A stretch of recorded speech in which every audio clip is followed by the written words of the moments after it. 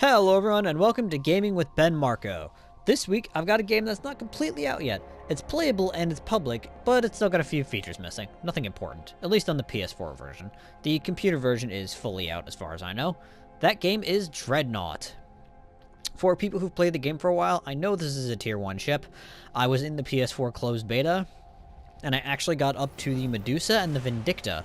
So, for those of you who don't know, those are tier 4 ships. So, I actually got reasonably high. I just didn't get around to doing a review until they did the wipe. Anyway, the gameplay itself is a lot of fun. It's World of Tanks style, which, well, everyone knows I'm a big fan of World of Tanks. I love that kind of gameplay. It's you sit in a multiplayer lobby, you get into a match, and then you and your team just duke it out with the enemy team. It's really, really fun. So I'm a big fan of it. I love that kind of gameplay. I don't know why, I've just always been a big fan of it. Anyway, the other thing is that the ships and weapons, I love all of them. I cannot think of a single ship in this game I don't think looks cool in some way. I don't think I was actually locked on when I did that. Crap. Die. Corvette down. Yeah, I love this guy. Like, I love the ships. The weapons feel good. All the ships are unique and different in what they do and how they fight. That big boy over there is a Dreadnought. They're, like, the big heavy hitters. I'm a destroyer, average, middle of the road. Good ship, I like it. That's one of the kinds of artillery cruisers, which are very long-range sniper types. That one's a bit better suited to mid-range than long-range, but it's the kind I like, to be honest. The long-range ones have really long reload times that are really strong. That is one dead destroyer. It's just a good feeling game. The ships feel like they've got a lot of weight to them. They move, they're cumbersome. At least the big ones are, and it feels like you're piloting something that's pretty powerful, even at the lower levels. Even if they're not really that powerful at lower levels, that's Dreadnought shit. Another upside is that it's free. You can't say no to free. Obviously, there's, like, you can buy some, stuff. You can buy cosmetic stuff. But none of the important stuff you have to pay for. And none of that stuff is currently... None of the currency exchange is currently in the PS4 version. Anyway, so currently everything in the game is free. Which is great. There's also a lot of customization in the game. You can customize which secondary weapons your ship have. Higher level ships obviously have more customization. So, the farther in the game you get, the more options you get, which is nice. Please die, please die, please die. Thank you. So there's that. And you can customize your look, your paint scheme. You can even get bow heads on your ship. Crap.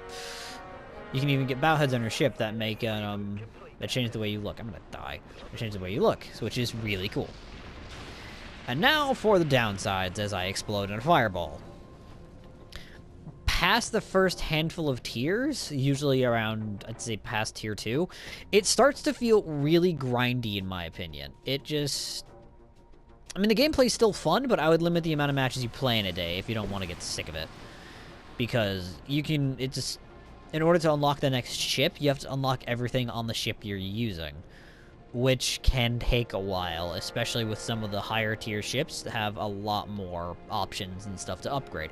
I mean, that means you can customize your ship a lot more, but it just means you have to slog through a lot more in order to get to the next upgrade. Well, the next ship, which... It's a mixed bag on that. I don't mind it as much, but other people I can definitely see having a problem with it. The other downsides are, well, one, randoms.